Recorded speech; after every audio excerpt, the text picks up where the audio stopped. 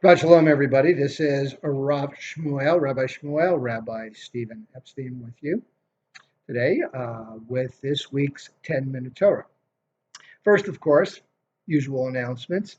Congratulations and Mazel Tov to Devorah Bat Michael for she is now one of the tribe, as we say.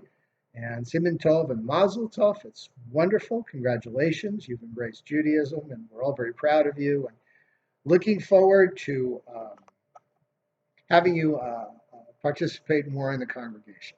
Okay, so last week we had a sofer come here and check our Torahs, and he found a few things, and it was really meaningful. And I want to thank everybody that came out and participated.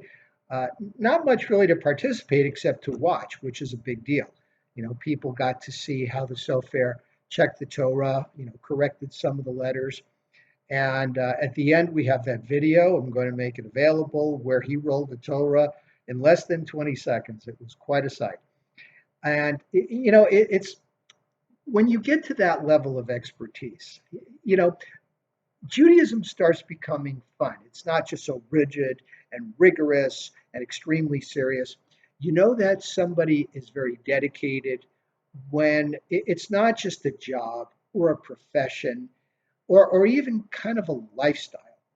It's kind of like the rabbi out here, and I want to give a shout out to Rabbi Warren Levy, head of the Av Beit Din, head of the Beit Din over there at in Los Angeles at American Jewish University. This is a person who is really Jewish. And when I say really Jewish, he's walks the walk. I think that's the best way to put it. Walks the walk, talks the talk.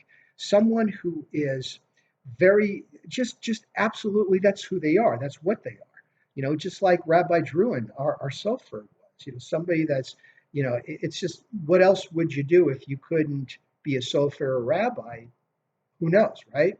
And that's the level of consciousness, if you will, that I'm talking about. Today people, they're just Jewish. They do the motions, they go through the holidays, et cetera, et cetera. It's just something they do. But for some people, it's just who they are. And you see people who were survivors of the Holocaust. Some of them gave up on Judaism. They felt that, Hashem had deserted them. Other people, it was never an issue. They are Jewish. That's who they are. That's what they are. And even when they came to this country, when they were as refugees, they still embraced Judaism. They gave money to start synagogues, et cetera, et cetera. Very, very meaningful. So let's use that as an inspiration. Okay, so let's also talk about this week's Torah portion, which is Balak. Now, Balak, it's very interesting because in the first two chapters of the portion, there's no mention of Moses. It's just Balak, who is, as the sages have determined. By the way, what is a sage? Somebody asked me that. We have rabbis and then we have sages. These are great rabbis that are just immerse themselves in understanding Torah to a level that the rest of us only aspire to. For them, it's just kind of commonplace. And they're very wise, and they find meaning, and they find explanations where some of us are just like, oh yeah, wow, that's it almost seems so obvious. How did we miss it? But for them, it's just right there. So they've seen that Balak was not just a Moabite or Midianite king. He was actually a warrior, very powerful, and the Midianite tribes, Moab being one of them, hired him in order to be their king because they were afraid of this group of people that were covering the desert like locusts. And that is our ancestors, the Israelites, who were marching through the wilderness and just conquering whatever people they came that attacked them or they attacked, and the people were afraid of them.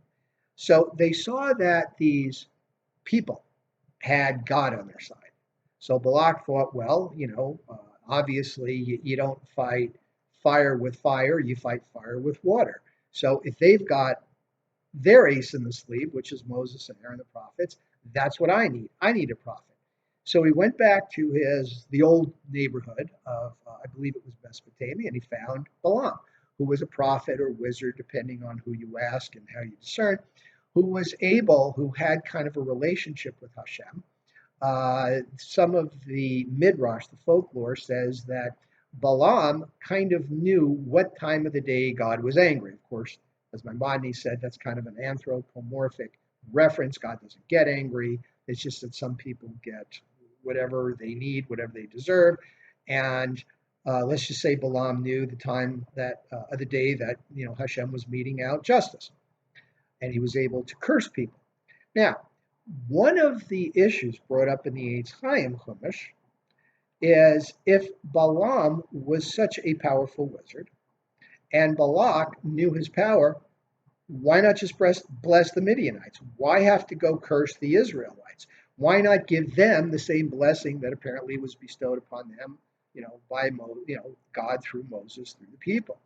Instead, he sought the negative, and to me, this is kind of a real profound issue. Um, what do people do? They look for the negative. They don't look for the positive. You see somebody who you think is better than you, or maybe has one up, or and maybe you feel intimidated. So what do? Do you say, wow, I'll use that as an inspiration. I will aspire to the same level of expertise. I'll develop a knowledge base or whatever. No, you want to knock this person down. You want to be better than that person. Look at bigotry. Look at prejudice. All right. You've had America is such a great country. It's a great country because people have come here to escape persecution. Land of the free, home of the brave, right? We've heard it, and it's true. It's true. This is why America is such a powerful country, because we believe in our precepts and our concepts of freedom. It's not like other countries where we're forced, where the people are forced. This is why we tend to be victorious, and this is why sometimes we have problems with some battles in other parts of the world, because our hearts are not in it. Everybody goes back to World War II, the Great War. Not that war is so great, but we were able to defeat the Nazis in a short time compared to some of the engagements we have today, because we knew that these people were bad news, and we knew that they were going to attack our way of life, and there was no way we were going to let that happen. So, when you have people that are dedicated to a purpose, when you have people that are coming over here and they treasure freedom, they're that much more involved. They want to work. They want to take advantage of the opportunities. They don't sit around and, despite what some people say about certain ethnic groups, and there's always some people, let's face it, there's always some people, a cross-section of whatever heritage you want to look at, that try to take advantage, they try to gain the upper hand without putting any effort. But a lot of people, they want to really work hard and they want to really get ahead and they want to do things. But again, you had this guy, Balak, that, wanted to knock the Israelites down. That's how we saw it, instead of saying, Balaam, hey, we need an advantage too. And also, maybe we might want to join with the Israelites and see if maybe, we could work with them. I mean, if they're that great, hey, maybe they have stuff to offer. People don't think that way. So instead, Balaam goes out and he's going to try and curse the Israelites. And God says, no, they've been through a lot. They are chosen people. They've chosen me. I've chosen them. You haven't, and you're going to say what I tell you to say. And instead of curses, Balaam ends up blessing or saying blessings for the Israelites. The last of which is the very famous acknowledgement that we say when we come into the synagogue, which is Matovu Ohalecha Yaakov, Mishkenotecha Yisrael. How goodly are your dwellings, O Jacob, your sanctuaries, O Israel. And of course, Balak's at the end of his rope. He's like, this is, what are we doing this for? If this is what you're going to do. So, since they can't attack the Israelites spiritually, what do? They appeal to a baser level. Instead, they send their daughters out to entice the Israelite men, our ancestors, and they entice them into their pagan worships, which was pleasure of the flesh. Let's be adults about this. Sexual activities, right? What does the third paragraph of the Shema say? It says, put these seats, these knots on the corners of your garment, and when you look at them, you will know that you don't follow your hearts or your eyes. Al vavchem va'al einechem. Hearts comes first, right? You will only follow the mitzvot. And those seed seeds are a reminder.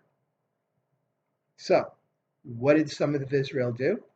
They followed their hearts, they followed their eyes. They definitely followed their eyes, right? They saw these women, beautiful form that were available to them.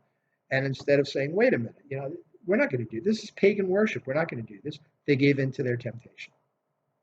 And interestingly, that this prophet couldn't turn Israel, but the woman could. And of course, the men that gave in, suffered some really bad consequences. That's what I would say is the moral of this portion. And it comes at our triennial. We're in the third triennial, and that's where this is in the third triennial section. So think about it this Saturday when we go through the Torah and we address this and we read it. Okay? So, hope you're doing well. And Shabbat Shalom. Look forward to seeing you around the synagogue. And thanks for listening.